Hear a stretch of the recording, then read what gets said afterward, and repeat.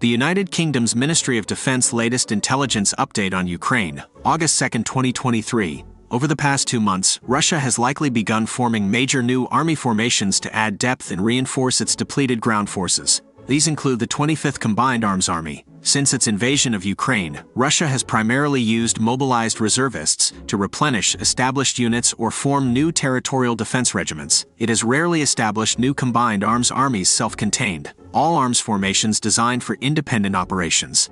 The 3rd Army Corps, created in summer 2022, was an exception but has generally underperformed. Russia will likely deploy any new army as a strategic reserve in Ukraine. However, longer term, Russia seeks to bolster its forces facing NATO. Without a massive new mobilization, Russia is unlikely to find sufficient troops to field even one new full-strength army. Manpower shortages, inadequate training, and poor morale will undermine Russia's ability to regenerate combat power.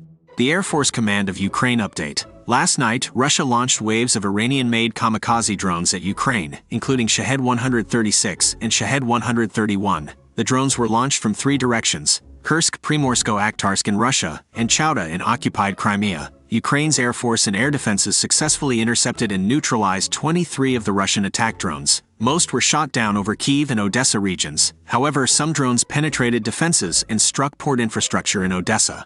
Russia's increasing reliance on Iranian-supplied loitering munitions highlights severe shortages in its own stocks of long-range precision weapons. However, Ukraine's effective air defenses continue blunting the impact of these relatively slow, loud drones. The skill and dedication of Ukraine's pilots and air defense crews remain its nation's shield against Russian terror attacks. The Institute for the Study of War Russian Offensive Campaign Assessment. Divisions among prominent pro-war voices in Russia reveal the Kremlin's sensitivity to reporting on setbacks in Crimea and Ukraine. On August 2nd, a pro-war military blogger accused fellow bloggers of being imbeciles for posting images of the aftermath of recent Ukrainian strikes near Sevastopol and the Crimean Bridge. He claimed such reporting spreads panic and undermines the Russian Ministry of Defense. A notorious Kremlin-backed blogger also accused one critical blogger of misusing crowdsourced donations meant for Russian forces. However, many pro-war commentators defended the bloggers who reported on strikes in Crimea. One noted the images originated from Ukrainian Telegram channels. Another said the dispute attracted the attention of Crimean FSB and occupation authorities who want to prevent panic in Crimea. The Kremlin is clearly concerned about growing criticism of Russia's faltering war effort, even among normally compliant pro-war voices. Censorship and infighting will likely intensify as military setbacks mount.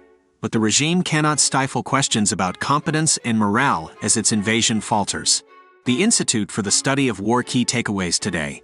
On August 1st, Russian drones destroyed 40,000 tons of grain at Odessa's port, disrupting Ukrainian exports. The head of Russia's airborne forces announced forming 2 new regiments and reconstituting the 104th Airborne Division this year. Despite his reported mid-July arrest, his retention indicates military support despite Wagner Group ties.